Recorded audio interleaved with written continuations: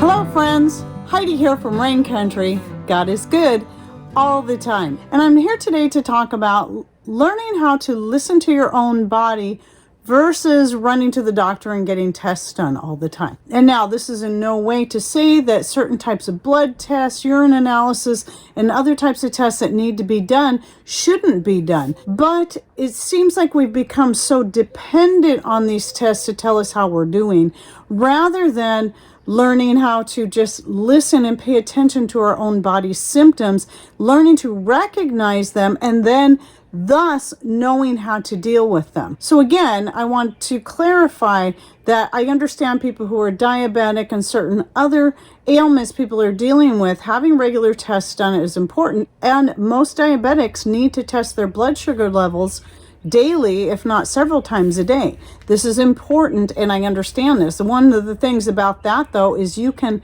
test at home rather than having to run to the doctor and make his appointments and having all this lab work done all the time.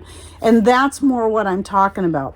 So for example, when I did the video about vitamin D deficiency and toxicity, so that people could kind of learn to recognize the differences and pay attention to this, a lot of people started coming in and saying, well, I get tested regularly for this. Well, I guess I never thought about getting tests done, but I don't see why. To me, I don't want to waste the money and time going down to the doctor and telling me something that's not even going to be necessarily reliable.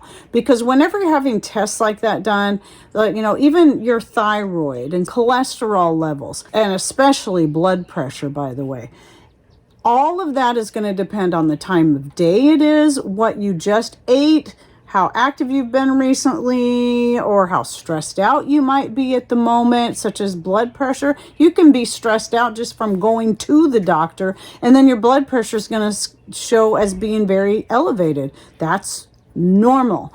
So when we become dependent on these tests to tell us everything about our health, they're not always going to be accurate. And I'm going to go ahead and just say that most of the time they are highly inaccurate. And understanding that just like with pharmaceuticals, the end game is to get you to be dependent on the system. So not just dependent on the pharmaceuticals, because it lines a lot of pockets when you're on some kind of medication because they're making market out of you. But the same applies to all these tests that you're supposed to be required to have all the time to be able to make sure that you're still within the proper guidelines. Well, people make money off of that.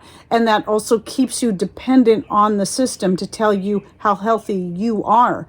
And there was a time back before all this it was normal for people to just pay attention, and they were able to figure out the root of the problem. So just like when with the vitamin D, and I shared my little story because every winter I take vitamin D and I can tell when I need it, because yes, I do know that our hair goes through phases of where we lose more than others. A lot of times it's through the winter for some people it's in the summer.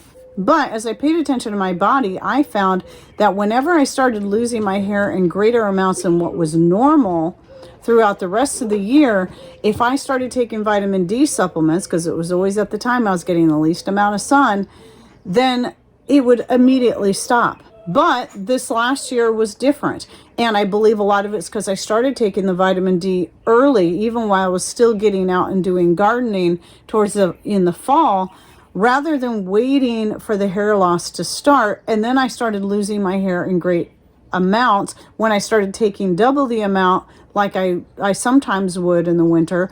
I started losing my hair in even greater amounts. But when I finally just cut everything out and narrowed it down to the only thing it could be is a vitamin D, I just was having a hard time believing it was that. Well, I did some searching, I did some looking up to find out, is it possible that too much vitamin D, just like too little vitamin D, can cause hair loss? And come to find out, it can. So understanding these things is really important. So when I stopped taking the vitamin D every day, just like that, the excess hair loss just stopped overnight. And I'm not kidding on that. And then the rash I had developed slowly started to ease back, which rashes can be caused by either too little or too much vitamin D. Well, in this case, I can understand going in at least one time. and being tested, having your vitamin D levels tested and saying, okay, just to get an idea where you're at. But again, the time that you're being tested, your vitamin D levels could be higher or lower at a different time of the day. So because of that, I find them to be highly inaccurate. And I personally wouldn't want to depend on that. But what happens when you start learning to listen to your body, and just like I did when it's like, okay, took a step back when I started getting, the hair loss was getting worse, and then I started getting the rash, especially on my arms. When I tried to narrow it down and looked at the several different things, like one of them being taking high doses of vitamin C, which I don't, again, that's something I don't normally take on a daily basis. I only take it when I need it. And I was at times taking it to help heal my knee injury, which was working really great, by the way. But I thought, well, it could be this, because I started taking that about the same time I started having issues. But I couldn't find anything on excess vitamin C causing hair loss or rashes. I could not find anything as far as taking it internally goes. But when I finally came down to that last thing and found it was the vitamin D, and sure enough, I proved it right when I stopped taking it, and the excess hair loss stopped. So it started at the same time I started taking the vitamin D. It stopped as soon as I stopped taking it. So instead of being dependent on having to run to the doctor and have all these tests done, I just paid attention to my symptoms and my signs. Now I understand that learning to listen to your body, this is a skill that we all once used to have, and we've lost it as we've become more dependent on other people to tell us what we need. But we can get back to that, but it will take time and practice. And as you become more familiar with the way things work, one of the other things that makes this the best method to find out what your body needs, besides just saving money and time and going to the doctor all the time, is that it forces you to learn more. It forces you to do the research, to pay attention and understand.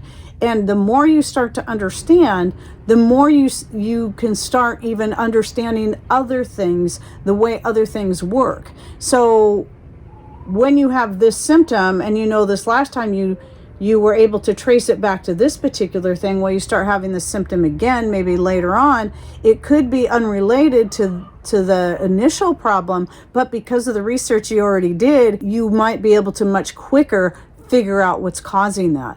So the more you learn and the more you practice, the more it's going to stick in your brain, and the more you're going to just notice when something is wrong and be able to take care of it yourself, whether it be adding more or taking away. Coming back to the supplementation thing, while I believe that supplementing at certain times and for certain things when we're trying to heal our body from various things can be important, it's also important it's gone about the right way. Too much or combined improperly with other types of things is not going to be helpful. And, for example, it's really important that if you're taking calcium, you should never just be taking calcium supplements. You should be taking it with other minerals such as magnesium and potassium. And same thing goes with your vitamins. Vitamin B is best when it's taken in its full complex form. And that's going to stand for most of your vitamins. And then vitamins and minerals work best together as well. So this is another reason why trying to grow your own garden, to raise your own things that are high in the various nutrients that your body needs, is important, because they're naturally going to be combined the way they should be and taken correctly when you're eating that whole food. And like I say, when you're raising it yourself, that's important too, because the stuff that you're getting that is conventionally raised is very depleted, because the soils are depleted because of all the things, the chemicals that are being sprayed on them, the synthetics to kill the pests and to kill the weeds and to fertilize. It's not being done natural. And so that it might be getting bigger produce and more of it, but they're going to be very nutrient deficient, which, by the way, is another reason why obesity is such an issue, is that it's not just because people are sitting around and eating junk. It's that people are hungrier because their body is craving new nutrients that they're not getting from the standard food that they're eating.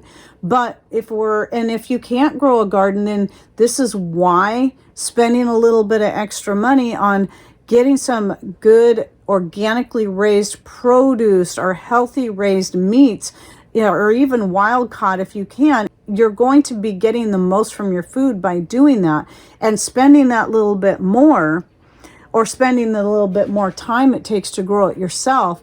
You're saving way more in doctor's visits and medications. Anyway, so my point comes down to getting some tests done are not bad, but just consider the fact and learn about these tests that they're not always going to be accurate. They may only give you just an idea or maybe a baseline to work off of, but then from there, start learning to pay attention. Because here's the other thing is, not only do you not want to constantly be dependent on that system anyway because of the cost, and you're always lining somebody else's pockets, and they're usually not making you better anyway, but what if that system is no longer there for whatever reason? Maybe you don't have the health insurance and you can't afford to get this done because you can't afford the health insurance in the first place. And even if you do have the health insurance, it's still going to cost you an arm and a leg, maybe literally, to get some of the stuff done that you need to get done,